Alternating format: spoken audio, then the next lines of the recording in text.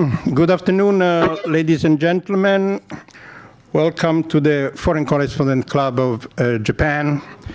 My name is Pio D'Emilia. At my side here, Andy Sharp from Nikkei Asia.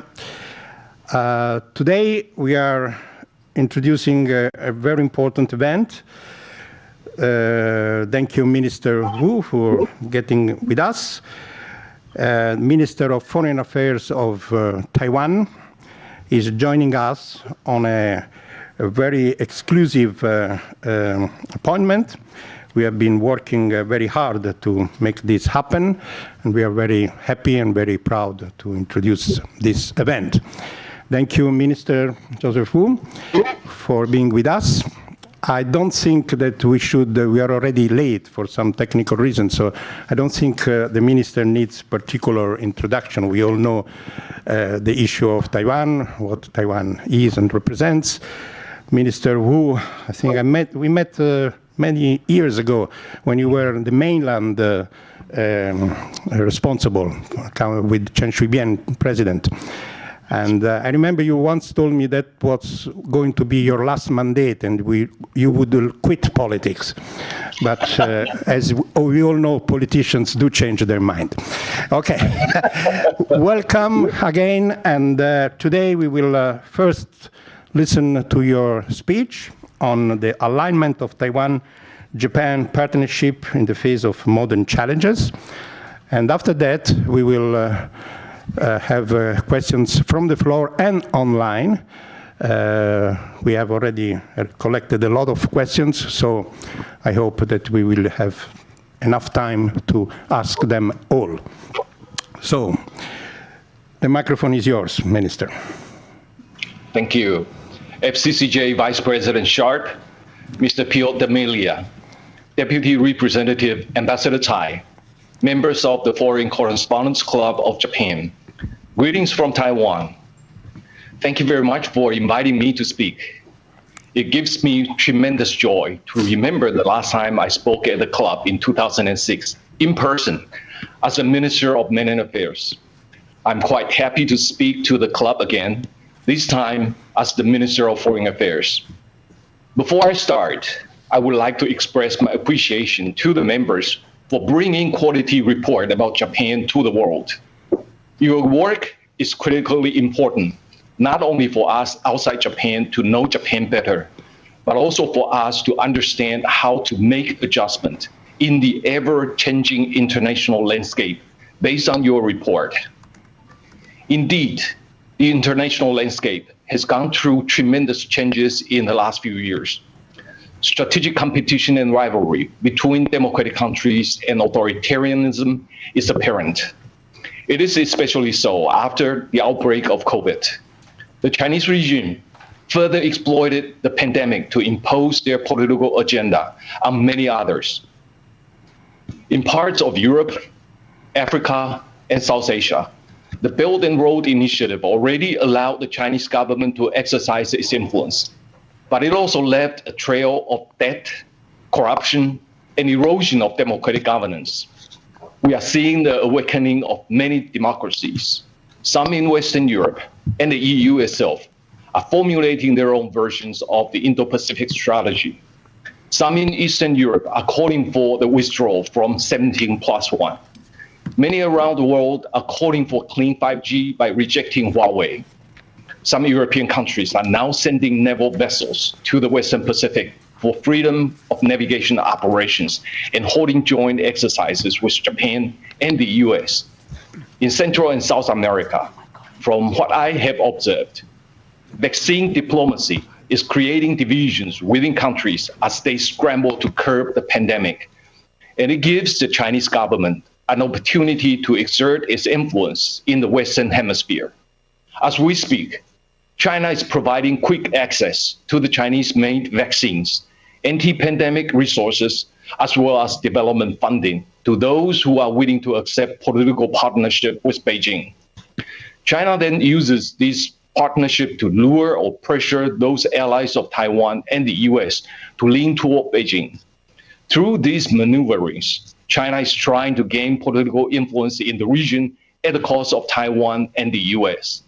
Again, from what I have observed, the strategic competition is taking place in this area, and we have to understand the ramification on the strategic interest of the fellow democracies if the trend is not dealt with. The strategic rivalry is most obvious in the Indo-Pacific. The authoritarian regime is flexing its economic and military muscles, deploying hybrid warfare tactics to project wider influence over the region. Moreover, tensions continue to rise in the East and South China Seas. Gray zone tactics, excessive maritime claims, and maritime militias carrying out operations at the order of the military. The CCP regime is exploiting all means possible to induce clashes just below the threshold of a major war. The situation is worsening around Taiwan. The military threat and coercion, infiltration, influence operation, gray zone tactics, and massive disinformation campaign are all designed to erode the public support of democratic institutions, and the threat is escalating rapidly. If we read the tension in the Indo-Pacific as a consequence of the expansion of the Chinese authoritarian regime, I think you will agree with me that Taiwan is on the front line of that expansionism, and Taiwan is the focal point of the ideological rivalry between democracy and authoritarianism. We in Taiwan understand our responsibility not only protect our sovereignty, but also to safeguard a free and democratic Taiwan not falling into the hands of authoritarianism. The government and people of Taiwan are absolutely committed to self-defense. But of course, we want better and more cooperative relations with the like-minded fellow democracies to strengthen our capabilities in meeting common challenges. Taiwan and Japan share the values of freedom, democracy, human rights protection, and the rule of law. And over the years, we have proven to be friends in times of trouble. Whenever a major disaster took place, we have always come to the other's aid as soon as possible. The spirit of mutual support and affinity between the two peoples form a solid foundation for the two countries to enhance ties. There are also issue areas where our partnership can benefit not just ourselves, but the broader region. Under the current international strategic landscape, we should speed up the process of restructuring supply chains.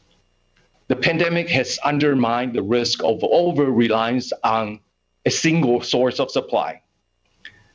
Taiwan and Japan both boast top-notch technology talents, and a closer collaboration of our industries can create synergies beyond our imagination. The same goes with trade. Australia's case of wine, lobster, barley, and coal exports is a reminder of the urgent need of diversification on trade. And for this matter, I would like to emphasize Taiwan's intention to join the CPTPP. Deeper regional integration is the key to buttress individual countries' defense against trade retaliation. Solidarity and cooperation are critical in deterring authoritarian aggression. We were pleased to welcome Japan on board of the Global Cooperation Training Framework, or GCTF, as a full partner in 2019. It is a platform to train officials and experts in the region on global issues such as public health, environment, digital economy, women's empowerment, and so on. It also the first platform calling for global attention on disinformation and its impact on democracies. We also look forward to working with Japan, the US, and other like-minded countries through this platform to pull international efforts to address other critical non-traditional security issues, such as cybersecurity, energy security, marine debris, law enforcement, and humanitarian assistance and disaster relief. Through GCTF, I'm very proud to say Taiwan and Japan have formed a strong partnership to jointly take on regional challenges. I would also like to emphasize that Taiwan is grateful for Japan's increased gestures to support Taiwan publicly. Japan's call for Taiwan's inclusion in the World Health Organization is unequivocal. It is also working with other like-minded partners to take concrete actions in Geneva to quest for Taiwan's participation. The call for Taiwan's inclusion in the WHO was further written in the joint statement in the most recent G7 foreign ministers meeting. Japan's effort is highly appreciated. Recently, the mentioning of peace and stability over the Taiwan Strait in the joint statements for the US-Japan 2+2 and summit meetings, as well as Japan-EU summit, is highly significant. This makes Taiwanese people feel that we are not alone in confronting the authoritarian expansionism. We have friends giving us good support. Over the years, Japan has time and again showcased its admirable leadership in managing regional affairs. Now a key player in the CPTPP, the Quad, and G7, Japan holds the key to the sustainable peace and development of the Indo-Pacific. As for our part, Taiwan is a responsible member of the international community, and we are determined to contribute to all regional endeavors. Ladies and gentlemen, you and I are on the same boat in this battle to safeguard democracy and freedom of speech, and you can count on Taiwan to fulfill its responsibility to the world. I can assure you that to Japan and other fellow democracies, Taiwan will be a reliable partner and a force for good in maintaining a free and open Indo-Pacific. While democracy may not appear to be the most strongest form of civilization, it is by far the most resilient. And with solidarity, Taiwan and Japan will be stronger together. I have faith in the power of freedom and democracy, and I have faith that freedom and democracy will prevail. Thank you very much.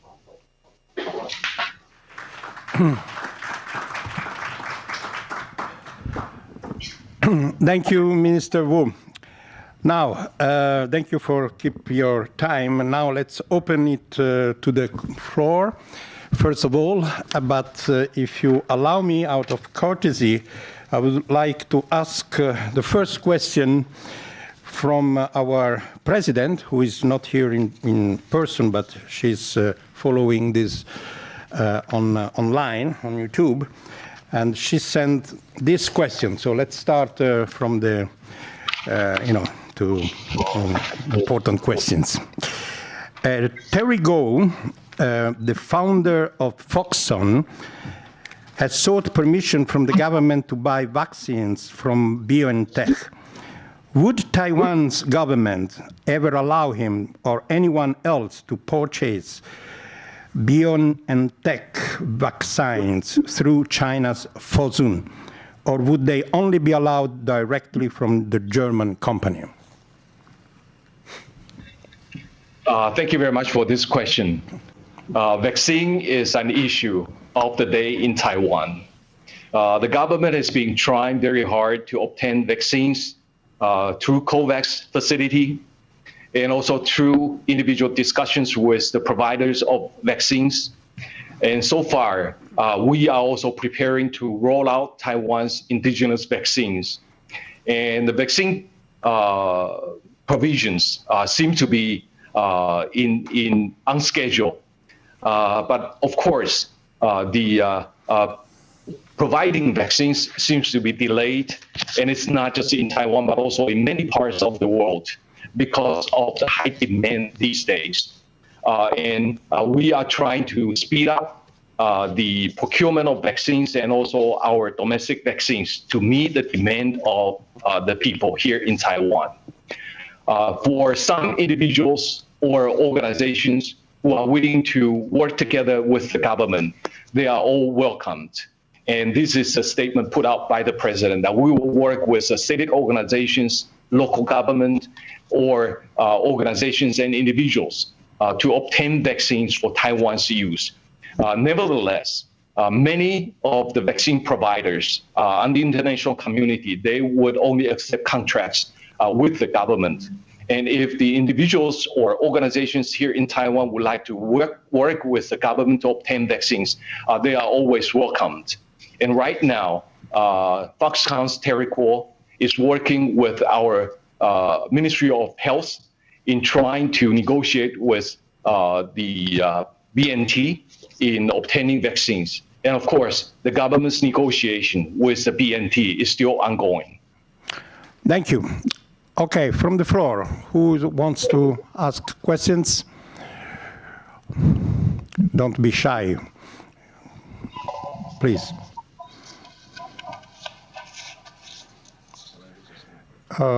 Look wherever you want, but state your name and your affiliation. Thank you. Thank you very much. Thank you, Minister, for appearing at the FCCJ. I think we met at the same time when Pio was visiting during the elections, and we had photos in your office. Good to see you again. My name is Khaldun Azhari. I'm with Panorate News and Arabic News.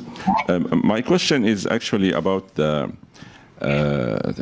issues related to the region.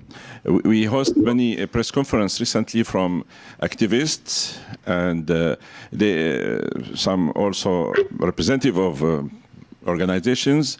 They are calling for kind of independence of Uyghur area and Tibet and Inner Mongolia and maybe other parts.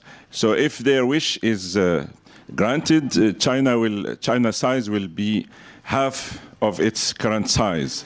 And we know that Chinese government accused these people of a crime of trying to divide China. So what is Taiwan's position on these three main issues, like the Inner Mongolia and the Tibet and the Uyghur, that is raised by the international community, that there is kind of ethnic cleansing?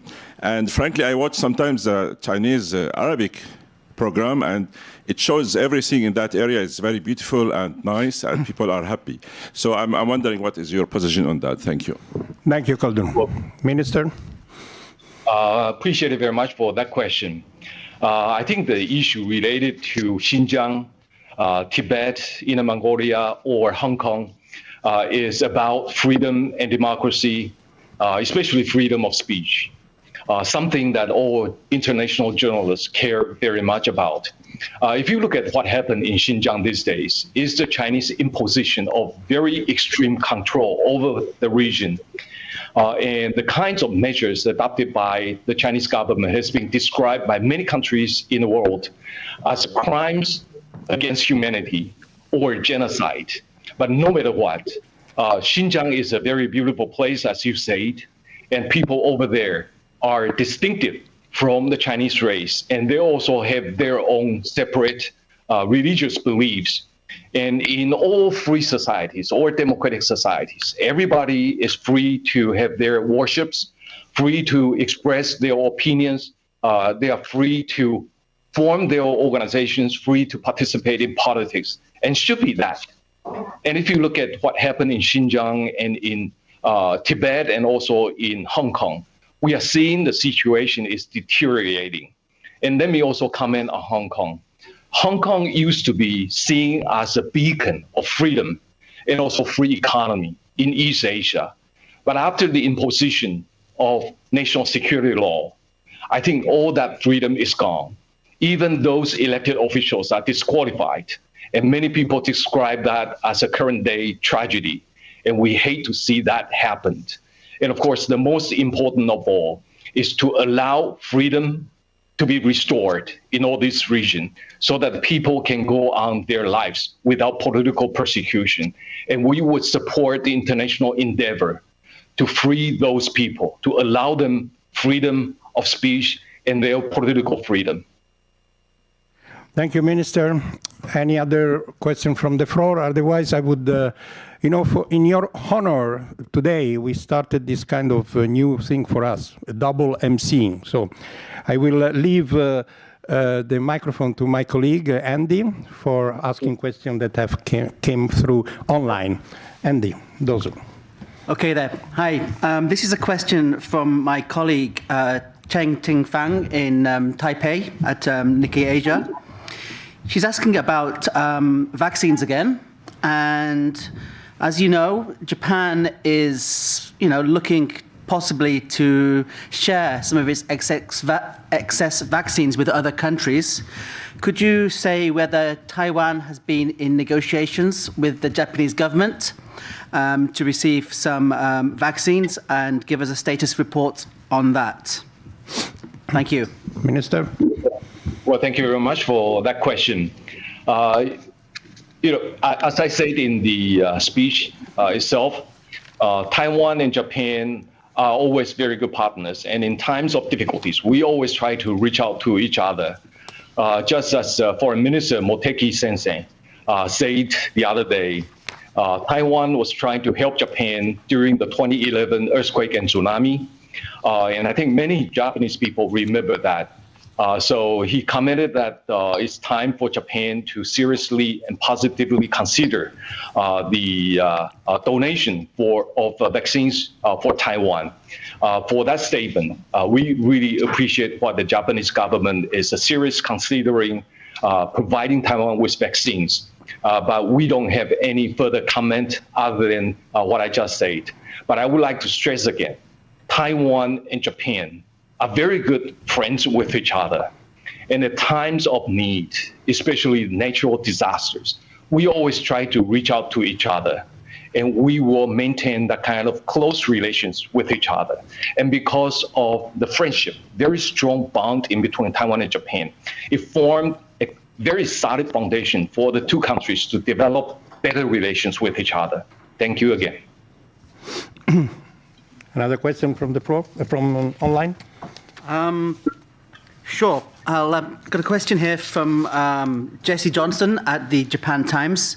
Well, two questions, actually. So the first question is, do you expect former Prime Minister Shinzo Abe to visit Taiwan at any point soon? And what do you think such a visit could accomplish?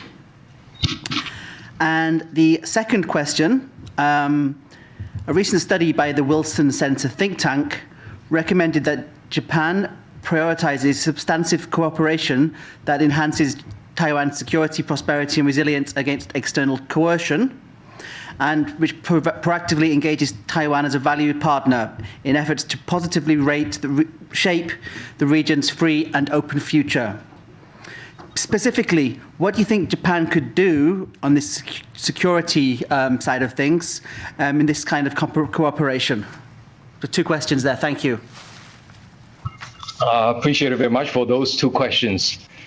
Prime Minister Abe is a very good friend of Taiwan and is a good friend of many of the senior government officials. And his support for Taiwan is very apparent. And many people here in Taiwan just appreciate him very much. And whenever he feels convenient to visit Taiwan, he is always welcomed. And I will personally welcome him as well.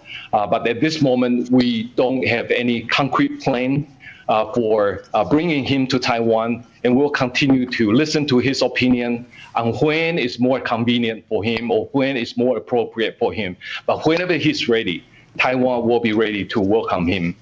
And on the second question, as you say, Wilson Center has indeed made that kind of recommendation.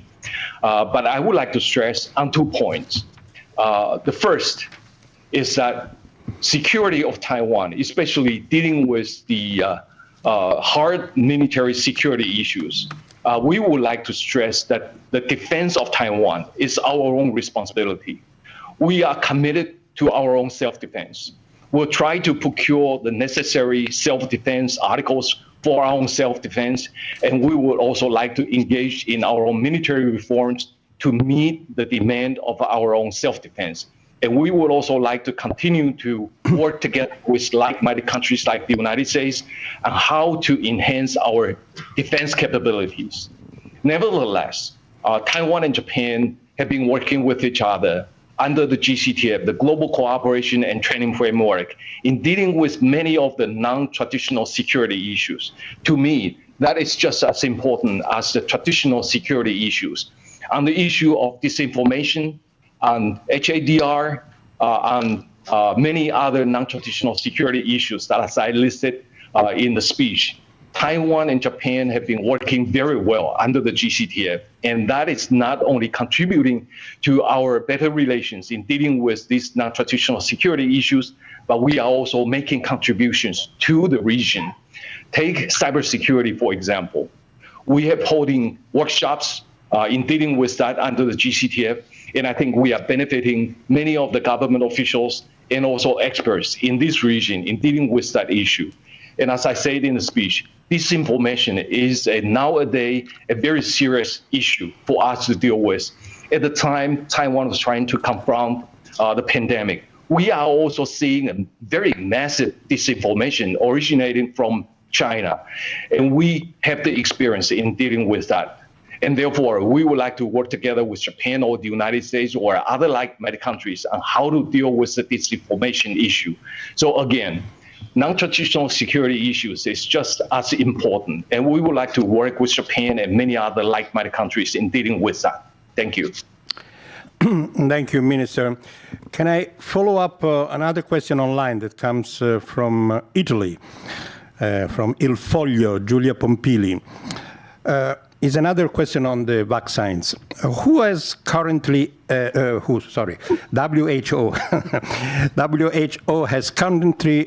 accepted the 2 different vaccines from the People's Republic for emergency use. They will also be used for the COVAX consortium. Taiwan is receiving vaccines through COVAX. If they offered you Chinese vaccines through COVAX, would you distribute it?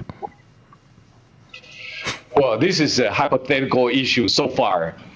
So probably there's not much to say about this issue. But we are producing our own issues, and we have strong confidence in our own vaccines.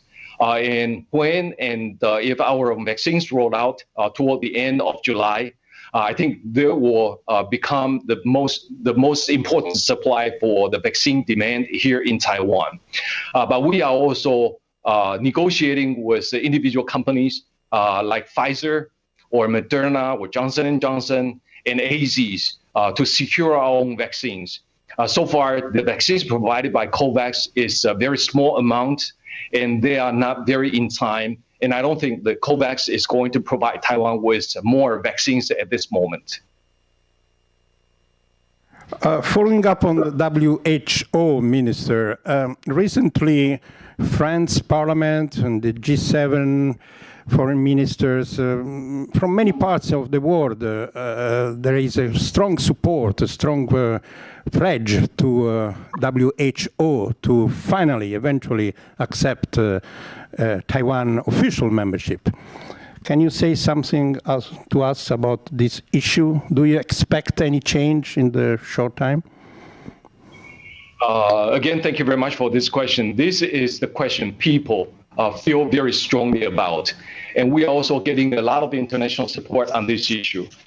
Before I comment on the international support, I would like to stress on 2 very important factors on Taiwan's participation in the WHO. For the first one, excluding Taiwan is not fair to the Taiwanese people. We have 23 million people living in Taiwan. And therefore, we are entitled to participate in the WHO just like any other nation. WHO should not exclude Taiwan at all. We hope we can get support from the WHO or get updated information from the WHO at the time when Taiwan needs it. The second factor is Taiwan can also contribute to the international community on the health issue if there's a need for Taiwan. And so far, we are not able to make any contribution through the WHO. And I think it's not fair to the rest of the world as well. And based on these 2 factors, I think the international community is calling for the WHO to include Taiwan. And that is highly appreciated.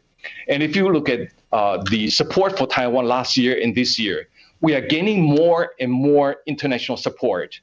If you look at Japan, we have the Prime Minister, we have the Chief Cabinet Minister, and also the Foreign Minister and Health Minister calling for Taiwan's inclusion in the WHO.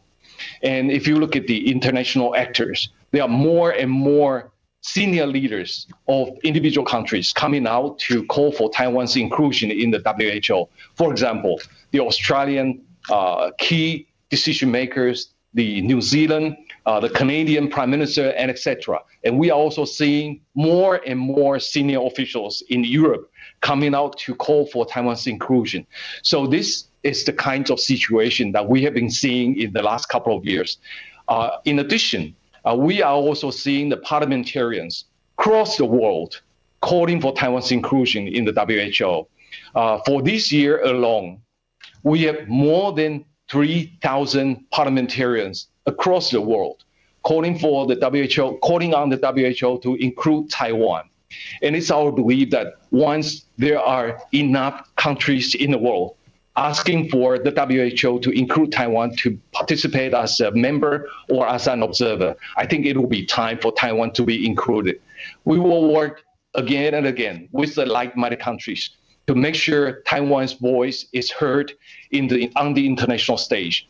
And we will make sure that the name Taiwan will be mentioned again and again in international meetings whenever the international health issue is discussed. And so far, we are very happy that Taiwan's participation in the WHO has been mentioned by many international meetings, and that is helping the Taiwanese people. And for that, we really appreciate it. There is a question from the floor, please. Hello, my name is Ariel Buzeto from Japan Forward. I have two questions. The first one that I have is for people who are not as familiar perhaps on the domestic situation in Taiwan, could you please explain exactly what is the bottleneck in getting, for example, vaccines from Pfizer, Moderna, Johnson & Johnson, and so on? What is blocking the negotiations, basically? And the second question that I have is perhaps one that you can't answer, but I'm going to try and ask it anyway.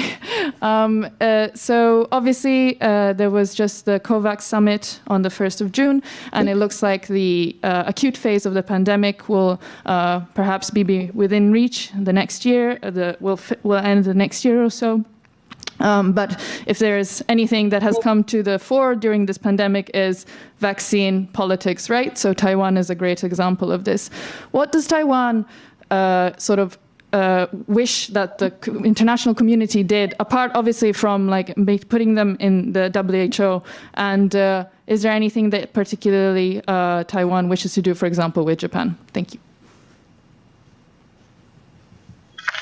On the first issue, the bottleneck of vaccine coming to Taiwan, the vaccine supplies coming to Taiwan, I would like to stress again that this is not just an issue that Taiwan is facing. This is an issue many countries in the world are facing. If you look at the demand of many countries in Central America or South America or many other countries, I think they are also hoping to receive vaccines from individual providers, corporations, from Johnson & Johnson, from Pfizer, from BNT, or from NZs. So this is a situation similar. The situation in Taiwan is similar to many countries in the world. But when facing with this issue, I think the government here is working very hard to persuade the international community that Taiwan is facing a very unique situation. And it's just not a public health issue. It's also a national security issue. And it's also a security for international economy. For example, Taiwan is under a relentless attack of disinformation campaign. And I think this disinformation campaign is designed to erode the public support for Taiwan's democratic institutions. And therefore, you can see there's only one force that would like to erode and attack Taiwan's democratic institutions. So we hope that the international community, the providers of vaccines, can look at this situation in a more serious way. And of course, Taiwan government's responsibility is to negotiate in a very serious way for the supply of vaccines to Taiwan in a timely manner. And of course, as I said a little bit earlier, Taiwan is also rolling out its own domestic vaccines, its indigenous vaccines. And in the earlier phase of first test and the second test, they seem to be working very effectively. And if Taiwan can start rolling out its own vaccines for Taiwan's domestic use, maybe we can also export some of our own vaccines to help other countries. So this is the vaccine issue. And the second issue is on the COVAX. In the meetings last year of the COVAX facility, we also tried to provide some contributions, try to work with the COVAX, but unfortunately, China seemed to be trying to block Taiwan's participation, and this is most unfortunate. We always try to help the international community. We try to provide funding to fight Ebola. We try to provide funding in fighting for other public health crises in other parts of the world.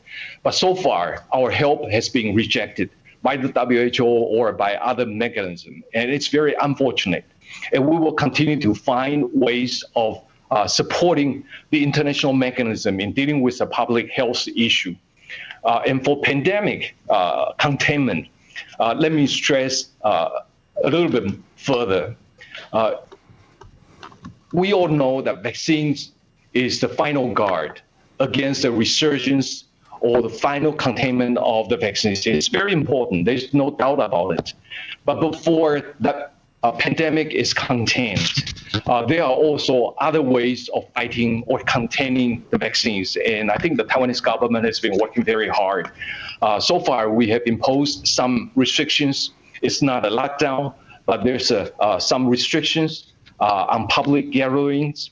The alert is at the level 3. And I think we seem to have contained the virus so far. We see the spike is leveling off, and the experts here in Taiwan is saying that we seem to be doing a fair job in containing the virus from seeing the spike shooting rocket high. So this is a situation in Taiwan. We'll continue to use other mechanisms in dealing with the pandemic issue.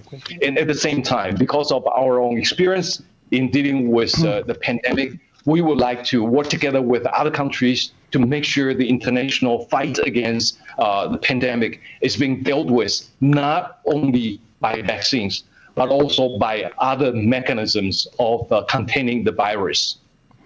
Andy, do we have other questions from online? We do. We have a question here from Hong Kong, from Linda Liu at the South China Morning Post. In recent months, several US military officials have repeatedly warned of the military threat posed by China to Taiwan, adding that this threat could materialize more quickly than expected. A cynical view of this is that it is a drumbeat for more defense spending. But putting that aside, can you elaborate on exactly what is convincing the US military that this threat is imminent? That is, what has happened exactly? An event, a speech, new intelligence? What seems to have changed the tone? And following up to that, if such a conflict broke out, what exactly does Taiwan expect from Japan? And what does Taiwan specifically expect from the United States? Thank you. That is a very good question. And that is a question many countries in the world are asking, and many international journalists are also asking us. We don't really anticipating that the conflict or a war is going to break out anytime soon. But we're trying to get ourselves ready, whether the war is going to take place tomorrow or 6 years later or 10 years later. We need to prepare ourselves. And so far, our MND, in fact, the whole government has been trying very hard in making sure that we are prepared for a military conflict in between Taiwan and China. What we need, as I said a little bit earlier, is an absolute commitment of the Taiwanese government in defending itself. And I can tell you that we are absolutely committed to defend ourselves. And as I said a little bit earlier, defending Taiwan is our own responsibility. And we are absolutely committed in our self-defense. And other than that, we also try to talk with fellow democracies or the most important partner, the United States, on how we can procure the needed defense articles for our own self-defense. And in the last few years, the negotiations for Taiwan to obtain defensive weapons from the United States has been going very well. The discussions in between Taiwan and the United States for the sale of weapons is now a regular procedure. And whenever we place a request, it's always being discussed in the United States in a timely manner. And now we need to also look at ourselves and how we can change our strategy from a traditional way of defense into a more symmetrical way of defense. And I think we are making tremendous progress on this issue. And of course, we need to engage with the United States in the security discussions with each other to see what is the blind side of Taiwan that we need to make improvement upon. And so far, the discussions between Taiwan and the United States have been going very well. And I would like to stress again that Taiwan views its own defense as its own responsibility. So if there's going to be a war in between Taiwan and China, we will fight the war ourselves. And if other countries will come to our aid, that will be highly appreciated. But we will fight the war for our own survival and for our own future. Minister, let's all hope that the war does not erupt, of course. I agree with you. I agree with you. How does Taiwan economic strength improve substantially to aim at benefiting all Taiwanese, despite the nationalist tendency to align with the communist China?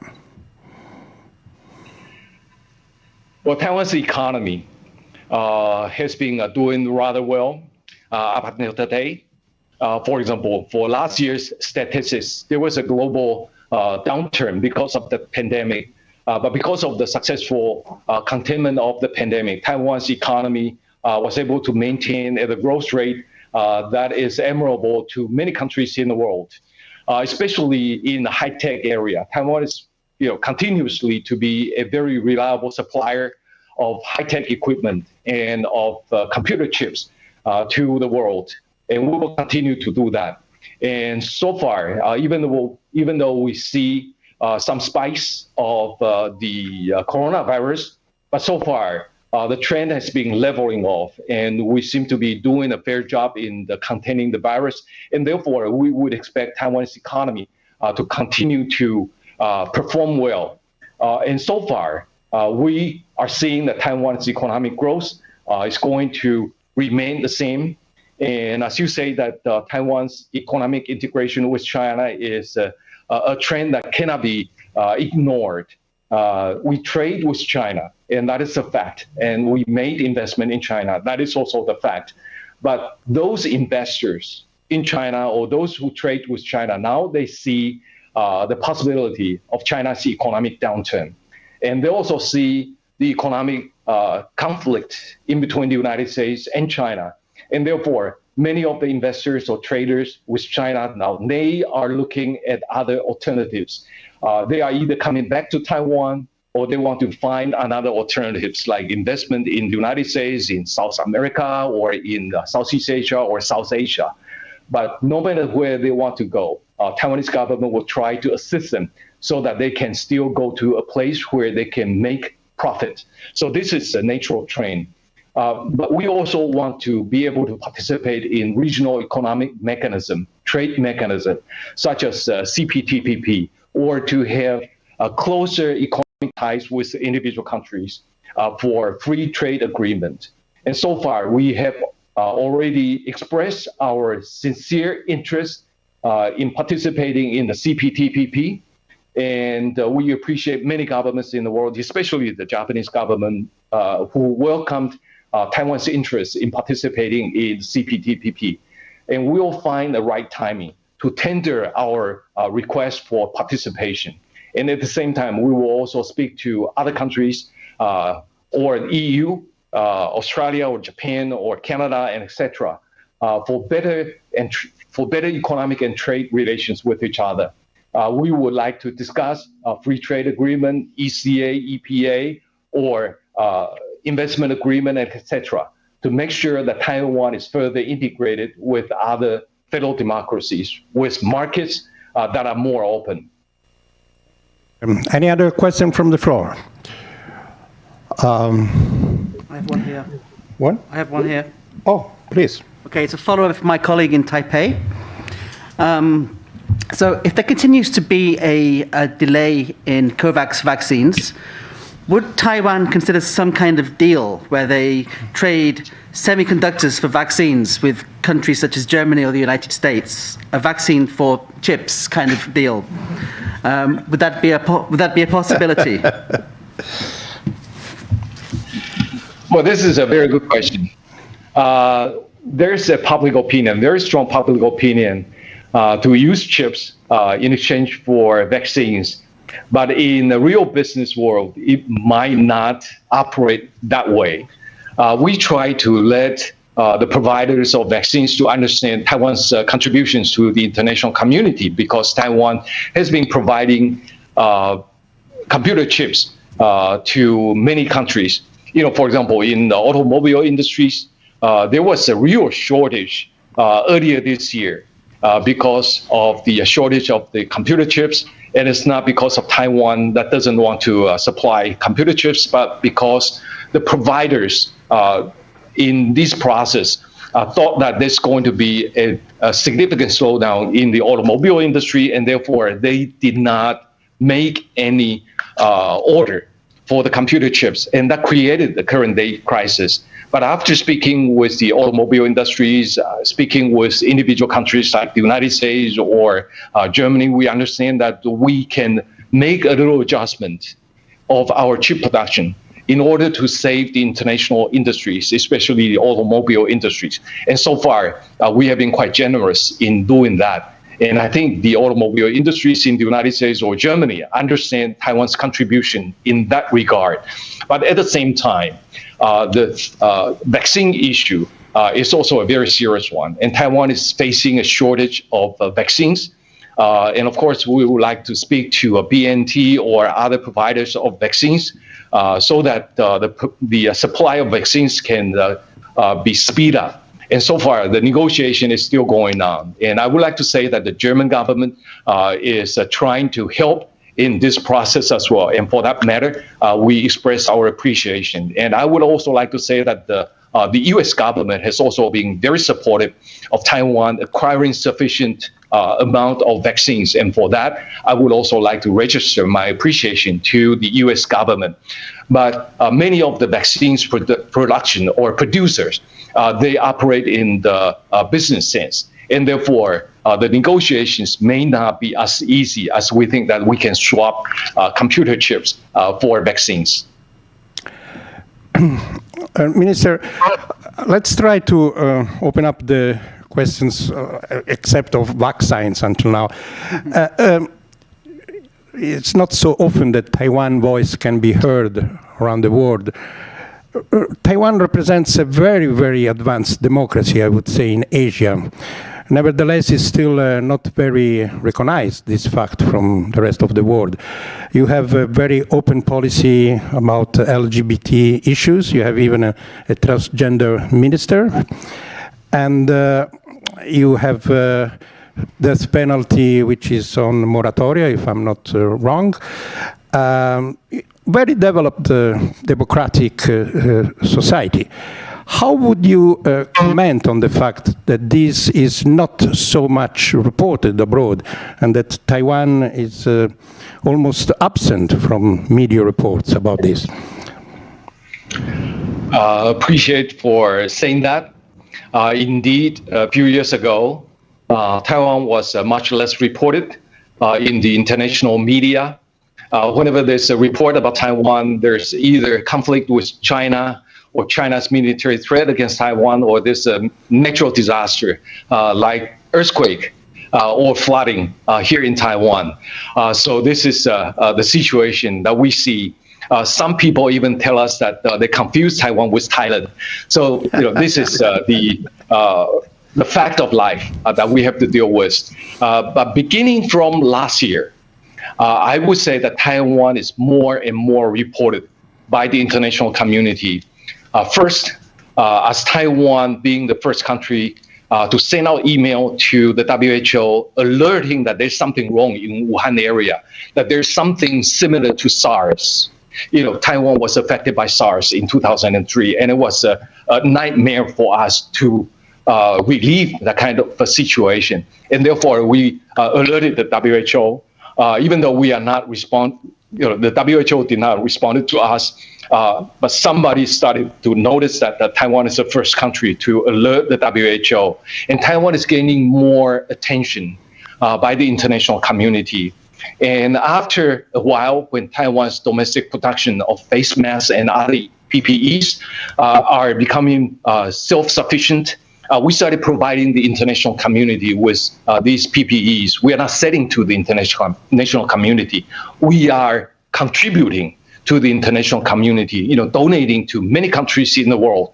I don't remember how many millions of medical masks that we have provided to the international community. And therefore, the reports about Taiwan last year seem to be more and more in a much more positive manner. And we started seeing the international press demanding that the WHO to include Taiwan to participate in the WHO so that Taiwan's experience in containing the virus can be shared by the international community. And so far, there are still many countries reporting about Taiwan, for Taiwan, what Taiwan as a democracy, or for Taiwan's being under threat, Chinese relentless threat against Taiwan, or for Taiwan's ability to produce a high percentage of computer chips in the world. And we'll continue to make strides in Taiwan's on the international stage. And I would also like to say that being a Minister of Foreign Affairs, it's also my responsibility to make sure that there are international media who can come and see me, who have access to me, so that Taiwan's voice can be heard. And I would like to be an agent for Taiwan's voice to be heard as well. And we have many friends around the world.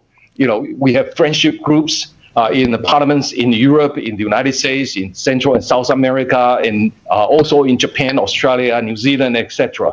And they are also Taiwan's best friends in helping Taiwan's voice heard. And we will continue that friendship to make sure that Taiwan's voice is heard in the world. And I think you are right, that Taiwan is a democracy. And this is something that we are very proud of, especially from the DPP, the Democratic Progressive Party, who is pushing the authoritarian aside to establish Taiwan as a democracy. We are very proud to be able to establish Taiwan as a firm democracy. And this is a factor. Many people in the world started calling Taiwan a shining beacon of model for democracy. And the United States and many countries in the world are also saying that Taiwan is a success story, democratic success story. And we understand that Taiwan's own responsibility, not only to protect our own democratic way of life, we want to make sure that Taiwan's experience of democracy and freedom can also be shared by many people in the world. Thank you, Minister. Since we started a little bit late, can you stay with us another 5 minutes for another couple of questions? Thank you very much. No. Okay, Andy, you have a question, and then Khaldun. Very quick question, and it's a question that everyone's on the top of everyone's mind in Tokyo right now. It's to do with the Olympics. Taiwan's baseball team pulled out of a qualifying tournament in Mexico because of COVID fears. So do you see there is a possibility that, under what circumstances would Taiwan not send athletes to Tokyo for the Olympics later this year?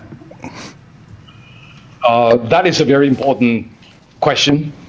You mentioned about the baseball team not going to the tournament and then finally going to the final. The reason is because our baseball team found that we are not able to practice baseball because of the level 3 alert and the restrictions by Taiwan side. And therefore, they abandoned their opportunity in going to Mexico. Nevertheless, we understand that the Japanese government and the International Olympic Committee have been working very hard in making sure that the Olympics can take place in Tokyo. And that kind of spirit is highly appreciated. And we are also staying in very close touch with the Japanese government and also with the International Olympic Committee. And Taiwan's athletes have been practicing, and their opportunity is to win gold medals in the Olympics. And therefore, Taiwanese government will continue to stay in touch with the Japanese government and also the International Olympic Committee. You were talking before about Taiwan friends. Let's talk about countries that are recognizing you. Recently, you have lost a couple of countries. If I'm not wrong, now you have only 15 or 14 countries that officially recognizes you diplomatically. And among those, most probably the Holy See, the Vatican, is your best asset, if I could say so. Do you foresee a further campaign by China to isolate you more from the international community, or do you hope to increase it? And following up on the Holy See, you know very well that the Pope wants to go to China. Do you think that a compromise can be achieved, that they can still have a relationship with you and go to China? Thank you very much for that question. Taiwan's diplomatic allies, even though the number is limited, but we treasure the friendship, we treasure the support that the diplomatic allies is providing to Taiwan, especially in the area. Taiwan absolutely needs it. Taiwan's voice to be heard on the international community, especially in the WHO, in UN, ICAO, or UNFCCC. And our diplomatic allies have been helping us in that regard, and we appreciate that very much. And no matter how many diplomatic allies we have, we will fight very hard to maintain our diplomatic relations with these allies.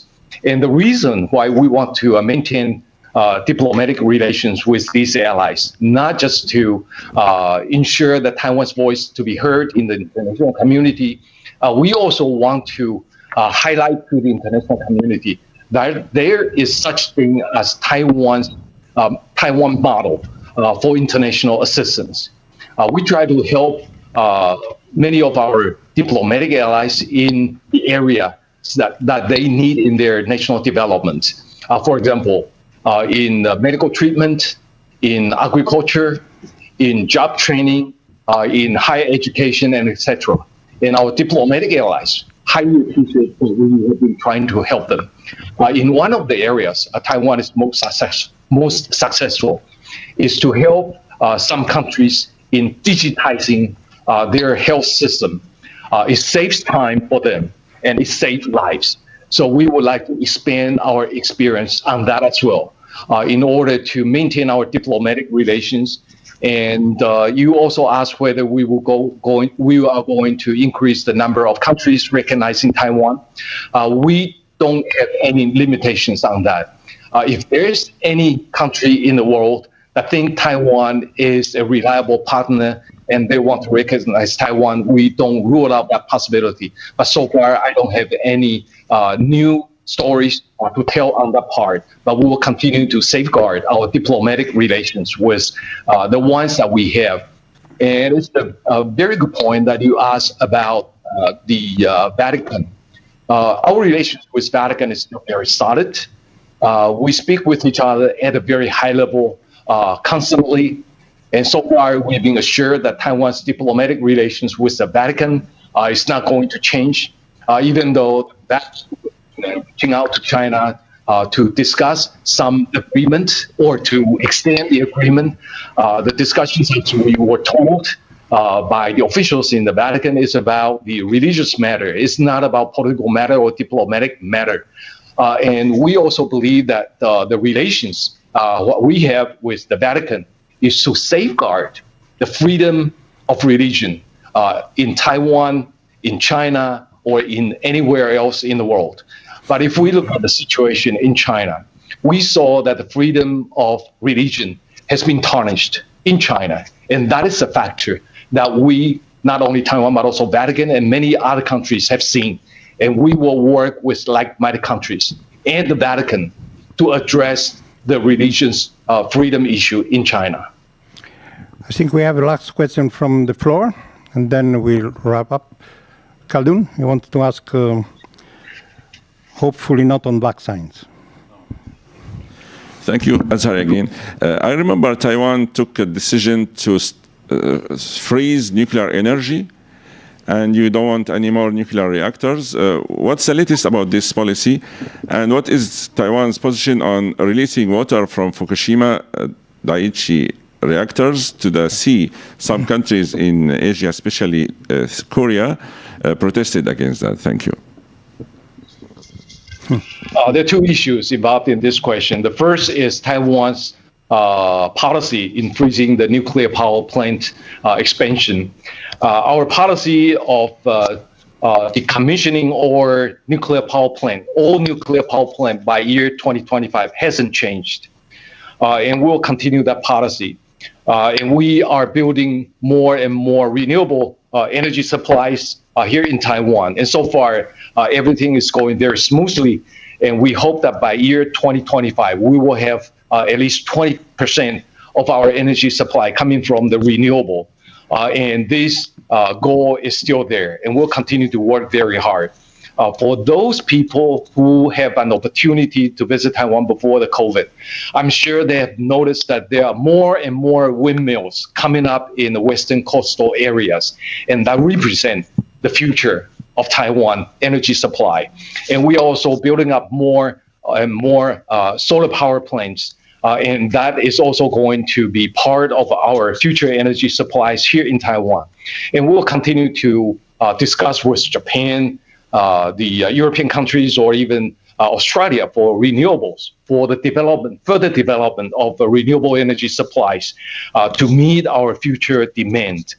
And I think it is very good that you mentioned about the Fukushima wastewater, nuclear power plant wastewater issue.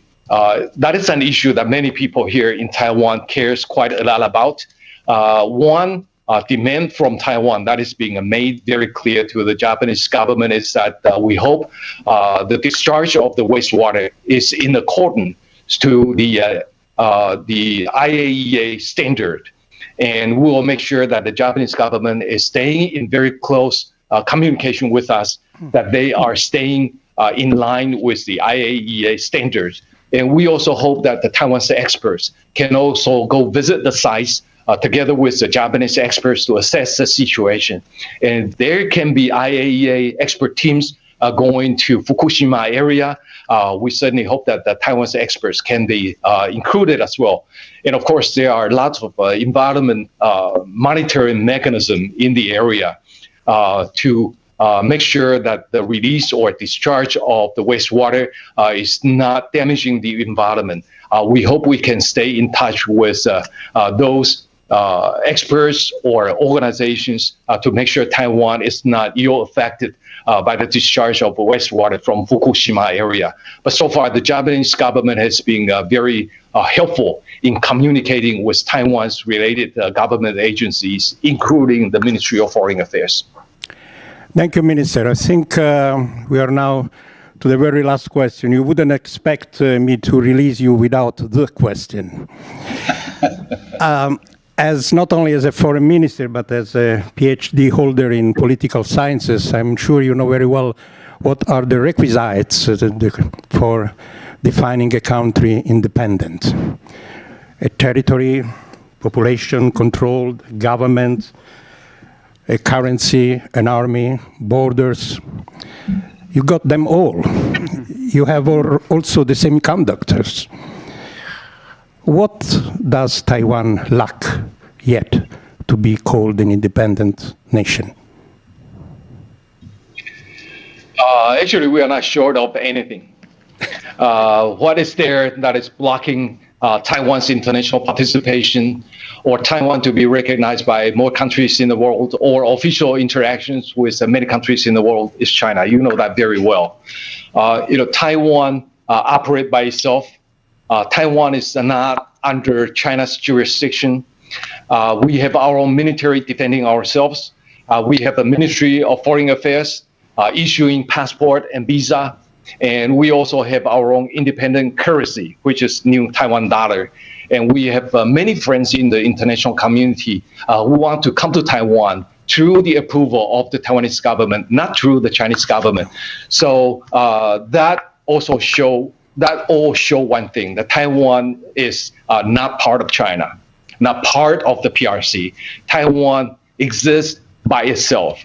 And so far, this is the reality. And we would like to, safeguard this status quo, that Taiwan is not invaded, that Taiwan is not ruled by the communist regime in China. And I think the people here in Taiwan would also like to maintain this status quo. Whenever we have a public opinion issue to ask people in this area, absolute majority of the people here in Taiwan would like to safeguard the status quo that we have right now. And if the question is asked whether they would accept one country, two system model imposed by the Chinese government, absolute majority of the people here in Taiwan say no. So I think the people here are quite happy with the way we are, with the way that Taiwan is not ruled by the communist Chinese regime. And we hope that the international community can be aware of that and can come to Taiwan's help in supporting Taiwan not to be ruled by the communist Chinese. Thank you, Minister. Thank you for staying with us. We have a custom here at the Foreign Correspondents Club to give honorary membership to our guest speakers, but physically we don't know how to deliver this. Shall you send somebody here to pick it up, or shall we send it by post? Of course, not through China. I mean, would you give us an address where we can send it through your office here in Taiwan? Okay. Well, thank you very much. Or maybe one of us can come to Taiwan and bring it in person. Yes, that would be very good. I appreciate it very much for sending that token of appreciation to me. Actually, my favorite cup, and I'm still using it every day, is a cup that is given to me by the foreign correspondents in Taiwan. And that shows how much I appreciate to have an opportunity to interact with Foreign Correspondents Club in Taiwan, in Japan, or in elsewhere.